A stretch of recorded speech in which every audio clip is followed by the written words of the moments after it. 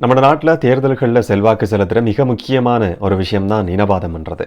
ஒப்பீட்டளவில் பார்க்குற நேரத்தில் இந்த தடவை இந்த ஜனாதிபதி தேர்தலை இனவாதம்ன்றது பெரிய அளவில் இல்லை, இதுக்கு முதல்ல இருந்த மாதிரி. ஆனால் கடந்த ஒரு சில நாட்களாக கடுமையான இனவாத கருத்துக்கள் திரும்பவும் தலைதூக்குறதுக்கு ஆரம்பிச்சிருக்கு. குறிப்பாக அனுரகுமார் திசாநாயக்க வடமாகாணத்துக்கு தேர்தல் பிரச்சார கூட்டத்துக்கு போன சந்தர்ப்பத்தில் ஆற்றின ஒரு உரை மிகப்பெரிய சர்ச்சையையும் பரபரப்பையும் கடந்த சில நாட்களாக ஏற்படுத்தியிருக்கு. அனுரகுமார் திசாநாயக்க இந்த இனவாத கருத்து சம்பந்தமாக பொதுமக்கள்கிட்ட, தமிழ் மக்கள்கிட்டையும் சிங்கள மக்கள்கிட்டையும் பகிரங்கமாக மன்னிப்பு கோரணும் என்ற விஷயத்தை ஜனாதிபதி வேட்பாளர் ரணில் விக்ரமசிங்க சொல்லியிருக்கிறாரு. அனுரகுமார் திசாநாயக்க இனவாதத்தில் இந்த கருத்தை சொல்லவே இல்லை என்ற விஷயம் சுமந்திரனால சொல்லப்பட்டிருக்கு. இது இனவாதம் என்று சொல்லி ஒரு விதமான கருத்து ஒரு தரப்பால சொல்லப்படுது. இன்னும் ஒரு பக்கம் இது இனவாதம் கிடையாது என்ற மாதிரியான விஷயம் பேசுபொருளாகி இருக்கு. எப்படியா இருந்தாலும் இந்த தேர்தலையும் கூட இந்த இனவாதம் என்ற விஷயம் மேலோங்கி இருக்கிறத பார்க்க முடியுது. அதுக்கான ஒரு ஆரம்ப புள்ளியா இந்த சம்பவத்தை குறிப்பிட்டு சொல்ல முடியும். இதே நேரம் இலங்கை தமிழரசு கட்சியினுடைய மாவை சேனாதிராசாவுக்கும் ஜனாதிபதி ரணில் விக்ரமசிங்கவுக்கும் இடையில ஒரு திடீர் சந்திப்பும் கூட நடந்திருக்கு. இது சம்பந்தமான விஷயங்களையும் அரசியல் களம் சம்பந்தமான தகவல்களையும் தான் இந்த காணொலியில பார்க்க போறோம். விளக்கமாவே பார்க்கலாம். வணக்கம், நான் கிருஷாந்த் ராஜ். இலங்கை தேர்தல் காலத்தை பொறுத்த வரைக்கும் ரெண்டு மிக முக்கியமான சம்பவங்கள் இன்றைக்கு பதிவாகி இருக்கு. அதுலேயும் குறிப்பாக ஐக்கிய மக்கள் சக்தியினுடைய முன்னாள் பாராளுமன்ற உறுப்பினர் தலதா அத்துக்கோரல சில நாட்களுக்கு முதல்ல பாராளுமன்ற உறுப்பினர் பதவியை ராஜினாமா செஞ்சிருந்தாங்க. அதுக்கான காரணமாக அவங்க சுட்டி காட்டினது இந்த ஜனாதிபதி தேர்தலில் ரணில் விக்ரமசிங்கவும் சஜித் பிரேமதாசவும் ஒன்றிணைய வேண்டியிருக்கு, அது வரைக்கும் என்னால் இந்த பதவியை வகிக்க முடியாதுன்னு சொல்லி அவங்க ராஜினாமா செஞ்சிருந்தாங்க. அப்படி ராஜினாமா செஞ்சதுக்கு பிறகு முதல் தடவையா ஒரு தேர்தல் மேடையில் ஏறி இருக்கிறாங்க. அதுவும் ரணில் விக்ரமசிங்கவினுடைய பிரச்சார கூட்டம் நடந்த தேர்தல் மேடையில் ஏறி ரணில் விக்ரமசிங்கவுக்கு ஐக்கிய மக்கள் சக்தியினுடைய முன்னாள் பாராளுமன்ற உறுப்பினர் தலதா அத்துக்கோரல தன்னுடைய ஆதரவு தெரிவிச்சிருக்கிறாங்க. இந்த சம்பவம் இன்றைக்கு பதிவாகி இருக்கு. இரண்டாவது விஷயம், அனுரகுமார் திசாநாயக்கவுக்கு மருத்துவர்கள் ஒரு ஆலோசனையை சொல்லியிருக்கிறாங்கன்னு சொல்லப்படுது. தொடர்ச்சியா ஓய்வு இல்லாம பிரச்சார கூட்டங்களில் கலந்து கொண்டிருந்தார். அதே தவிர காய்ச்சல் ஏற்பட்டிருக்கு. இன்றைக்கு அவர் ஓய்வு எடுப்பார், பிரச்சார கூட்டங்களில் கலந்து கொள்ள மாட்டார் என்ற விஷயம் ஜேவிபியினுடைய பொதுச் செயலாளர் டெல்வின் சில்வாவால் இன்றைக்கு அறிவிக்கப்பட்டிருந்தது. ஆனாலும் கூட அவர் கொழும்புல நடந்த ஒரு மாநாட்டில் இன்றைக்கு கலந்து கொண்டிருந்ததை பார்க்க முடிஞ்சது. இந்த மாதிரியான ஒரு சம்பவமும் கூட இன்றைக்கு பதிவாகி இருக்கு. குறிப்பாக இன்றைய தேர்தல் கள நிலவரத்தை பொறுத்த வரைக்கும் அனுரகுமார் திசாநாயக்கவினுடைய கருத்து தான் அதிகம் பேசப்படுற ஒரு விஷயமா மாறி இருக்கு. மிகப்பெரிய ஒரு சர்ச்சையையும் இது உருவாக்கி இருக்கு. அண்மையில வடமாகாணத்துக்கு தேர்தல் பிரச்சாரத்துக்காக போன சந்தர்ப்பத்தில் அங்க அவர் உரையாற்றும் போது ஒரு கருத்தை சொல்றாரு. தெற்கு மக்கள் இந்த சந்தர்ப்பத்தில் ஒரு மிகப்பெரிய மாற்றத்துக்காக ஒன்றிணைஞ்சிருக்கிறாங்க.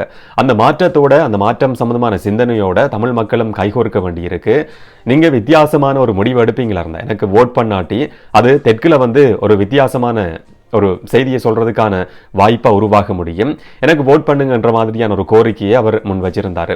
இந்த ஜனாதிபதி தேர்தலில் நாங்கள் கட்டாயம் வெற்றி பெறுவோம், இந்த வெற்றியில ஒரு எதிராளியா இருக்கிறத விட பங்குதாரர்களா நீங்க இணைஞ்சு கொள்ளணும், அதுதான் என்னுடைய விருப்பம் என்ற கருத்தையும் கூட அனுரகுமார் திசாநாயக்க அங்கு உரையாற்றும் போது சொல்லியிருந்தாரு. இது மிகப்பெரிய ஒரு சர்ச்சையை உருவாக்கி இருக்கு. குறிப்பா ஒப்பீட்டு அளவில் பார்க்கிற நேரத்தில் இந்த தேர்தல் காலம், இந்த ஜனாதிபதி தேர்தல் பிரச்சார கூட்டங்கள் நடக்கிற காலப்பகுதியை பொறுத்த வரைக்கும் இதுவரைக்கும் பெரிய அளவான இனவாத சம்பவங்கள் கிடையாது. ராஜபக்ச தரப்பு ஆட்சியில் இருந்த சந்தர்ப்பத்திலையும் ஆட்சிக்கு வர்றதுக்கு முயற்சி எடுத்த சந்தர்ப்பத்திலையும் ஏராளமான இனவாத சம்பவங்கள், வன்முறை சம்பவங்கள் பதிவாகி இருந்தது. தர்கா நகர் சம்பவமா இருக்கலாம், அலுத்கம சம்பவமா இருக்கலாம், இல்லாட்டி திகன சம்பவமா இருக்கலாம். இந்த மாதிரியான சில திட்டமிட்ட வன்முறைகள் ஏற்படுத்தப்பட்டிருந்தது. சிறுபான்மையினரை கண்டுகொள்ளாத ஒரு நிலைமை இருந்தது. இதை தவிர சிறுபான்மையினருக்கு எதிராக, எண்ணிக்கையில் சிறுபான்மையினர் இருக்கிற மக்களுக்கு எதிராக கடுமையான இனவாத கருத்துக்கள் ராஜபக்ச தரப்பாலையும் அவருக்கு ஆதரவான தரப்பாலையும் தொடர்ச்சியாகவே தெரிவிக்கப்பட்டு வந்திருந்தது. ஆனால் இந்த தேர்தலை பொறுத்த வரைக்கும் ராஜபக்ச தரப்பு, நாமல் ராஜபக்ச போட்டியிட்டாலும் கூட அவர் வெற்றி பெறதுக்கான வாய்ப்பு கிடையாதுன்றது அவங்களுக்கே பெரும்பாலும் தெரியும். இதனால இனவாதம் என்றது இந்த சந்தர்ப்பத்தில் இதுவரைக்கும் தலை தூக்காம இருக்கிறத பார்க்க முடிஞ்சது. ஆனால் அனுரகுமார திசாநாயக்கவினுடைய கருத்து மிகப்பெரிய ஒரு இனவாதம் என்ற பிரச்சாரம் இப்ப முன்னெடுக்கப்படுது. ஜனாதிபதி ரணில் விக்ரமசிங்கவால மட்டும் கிடையாது, இன்னும் சில அரசியல்வாதிகளும் இந்த மாதிரியான கடுமையான ஒரு விமர்சனத்தை பதிவு செஞ்சிருக்கிறாங்க. அனுரகுமார திசாநாயக்க சொல்லியிருக்கிற கருத்து இனவாதமா இல்லையான்றத உங்களுடைய தீர்மானத்துக்கே நான் விடுறேன். உங்களுடைய கருத்து என்னன்றதை கமெண்ட்ல பதிவு செய்யுங்க. பாராளுமன்ற உறுப்பினர் சுமந்திரன் அனுரகுமார திசாநாயக்க இதை ஒரு இனவாத கருத்தை சொல்லியிருப்பாருன்னு சொல்லி நான் நம்பல. அவரை தனிப்பட்ட ரீதியில் எனக்கு தெரியும் இது இனவாதமா இருக்கிறதுக்கான வாய்ப்பு கிடையாது என்ற விஷயத்தை சுமந்திரன் சொல்லியிருக்கிறாரு. அதே நேரம் தெற்கு மக்கள் எப்படி ஒரு மாற்றத்தை விரும்புகிறாங்களோ அதே மாதிரி தான் தமிழ் மக்களும் ஒரு மாற்றத்தை விரும்புகிறாங்க. நாங்கள் எப்பவும் மாற்றத்தை விரும்புகிற ஒரு தரப்பாக தான் இருந்திருக்கிறோம். தமிழ் மக்கள் விரும்புகிற மாற்றத்தோட தெற்கு மக்கள் கைகோர்க்க வேண்டியிருக்கு. இதுதான் மிக முக்கியமான மாற்றம் என்ற கருத்தையும் பாராளுமன்ற உறுப்பினர் எம்.ஏ. சுமந்திரன் சொல்லியிருக்கிறார். கோட்டாபய ராஜபக்ச ஜனாதிபதியாக தெரிவு செய்யப்பட்டதுக்கு பிறகும் கூட இதே மாதிரியான ஒரு கருத்தை சொல்லியிருந்தார் என்ற விஷயமும் பாராளுமன்ற உறுப்பினர் எம்.ஏ. சுமந்திரனால ஞாபகப்படுத்தப்பட்டிருக்கு. அனுரகுமார திசாநாயக்க வெற்றி அடைஞ்சாலும் தோல்வி அடைஞ்சாலும் அவர் தொடர்ச்சியா மக்களோட இருப்பார் என்ற நம்பிக்கை எங்களுக்கு இருக்கு. அது மாதிரி அவர் வெற்றி அடைஞ்சாலும் தோல்வி அடைஞ்சாலும் அவருடைய சில திட்டங்களை நாங்கள் வரவேற்கிறோம். ஊழல்வாதிகள் தண்டிக்கப்படணும், ஊழல் இல்லாத ஒரு நாடு கட்டியெழுப்பப்படணும், இந்த மாதிரியான நல்ல திட்டங்கள் சிந்தனைகள் இருக்கு. அதோட நாங்கள் உடன்படுறோம் என்ற விஷயமும் சுமந்திரனால சொல்லப்பட்டிருந்ததை பார்க்க முடிஞ்சது. இதுக்கு பிறகு ஜனாதிபதி ரணில் விக்ரமசிங்க இந்த கருத்துக்கு எதிராக கடுமையான ஒரு விமர்சனத்தை பதிவு செஞ்சிருக்கிறார் அனுரகுமார திசாநாயக்கவினுடைய கருத்துக்கு. அனுரகுமார திசாநாயக்க ஒட்டுமொத்தமா தமிழ் மக்கள்கிட்ட மட்டும் கிடையாது, இனவாத கருத்தை தெரிவித்ததுக்காக சிங்கள மக்கள்கிட்டையும் மன்னிப்பு கோர வேண்டியிருக்கு, பகிரங்கமாக அவர் மன்னிப்பு கோரணும் என்ற விஷயம் ரணில் விக்ரமசிங்கவால சொல்லப்பட்டிருந்ததை பார்க்க முடிஞ்சது. அவர் சுட்டிக்காட்டுற 3 உதாரணங்கள் இருக்கு. 2010ஆம் ஆண்டுல தெற்கு மக்கள் வடபகுதி மக்கள் வித்தியாசமாக தான் வாக்களிச்சிருக்கிறாங்க. 3 தேர்தல்கள்லையும் மக்களுடைய வாக்களிப்பு பெற்றன்றது வித்தியாசமாக தான் இருந்திருக்கு. தெற்கு மக்களோட எப்பவுமே வடபகுதி மக்கள் அதே மாதிரியான ஒரு சிந்தனையோட இருந்தது கிடையாது. ஆனால் இதனால எந்த விதமான பிரச்சனையும் இதுவரைக்கும் உருவானது கிடையாது. இப்போ அனுரகுமார திசாநாயக்கு இனவாதத்தை தூண்டுறதுக்காக தான் இந்த மாதிரியான ஒரு கருத்தை சொல்லியிருக்கிறார். இது மக்களை பயமுறுத்துற செயற்பாடு, அச்சுறுத்துற செயற்பாடு என்ற விஷயமும் ரணில் விக்ரமசிங்கவால் ஒரு குற்றச்சாட்டா பதிவு செய்யப்பட்டிருக்கு. 2010ஆம் ஆண்டுல சரத் பொன்சேகாவுக்கு வடபகுதி மக்கள் ஆதரவு அளிச்சாங்க. ஆனா தெற்குல மஹிந்த ராஜபக்சவுக்கு மக்கள் ஓட் பண்ணாங்க. 2015ஆம் ஆண்டை பொறுத்த வரைக்கும் மைத்ரிபால சிறிசேனவுக்கு வடபகுதி மக்கள் ஓட் பண்ணாங்க. தெற்கு பொறுத்த வரைக்கும் மஹிந்த ராஜபக்சவுக்கான ஆதரவு கொடுக்கப்பட்டிருந்தது. 2019லையும் மாறாதான் வாக்களிச்சிருக்கிறாங்க. சஜித் பிரேமதாசவுக்கு ஆதரவு கொடுத்திருக்கிறாங்க. மற்ற பக்கம் தெற்குல கோட்டாபய ராஜபக்ச மக்கள் வாக்களிச்சாங்க. ஆனா இந்த 3 சந்தர்ப்பத்திலையும் தெற்கு மக்களும் வடபகுதி மக்களுடைய நிலைப்பாடு வித்தியாசமா இருந்தாலும் கூட தமிழ் மக்களுக்கு எந்த விதமான ஒரு பிரச்சனையும் உருவானது கிடையாது என்ற விஷயத்தை ஒரு உதாரணமா ரணில் விக்ரமசிங்க சுட்டி காட்டி இருக்கிறாரு. இந்த மாதிரியான விமர்சனங்கள் முன்வைக்கப்பட்டதுக்கு பிறகு அனுரகுமார் திசாநாயக்க அதுக்கு ஒரு பதில் கொடுத்திருக்கிறாரு என்று சொல்றதை விட இதை பற்றி பெருசா கதைக்கிறதுல அர்த்தம் கிடையாது. இனவாதத்தை உண்மையிலேயே தூண்டக்கூடிய ஒரு நபரா ரணில் விக்ரமசிங்க தான் இருந்து கொண்டிருக்கிறாரு. நான் இனவாதத்தின் அடிப்படையில் இந்த கருத்தை சொல்லவே இல்லை, எல்லா மக்களையும் ஒன்றிணைச்சி நாட்டை முன்னேற்றதுதான் என்னுடைய நோக்கம் என்ற விஷயம் அனுரகுமார் திசாநாயக்கவால சொல்லப்பட்டிருந்தது. வடபகுதி மக்களுடைய பிரதிநிதியாக இருக்கக்கூடிய பாராளுமன்ற உறுப்பினர் எம்.ஏ. சுமந்திரனே ரணில் விக்ரமசிங்கவினுடைய கருத்துக்கு பதில் சொல்லி இருக்கிறார். இதனால நான் இதை பற்றி கதைக்க வேண்டிய அவசியம் கிடையாது என்ற விஷயமும் அனுரகுமார் திசாநாயக்கவால சொல்லப்பட்டிருந்தது.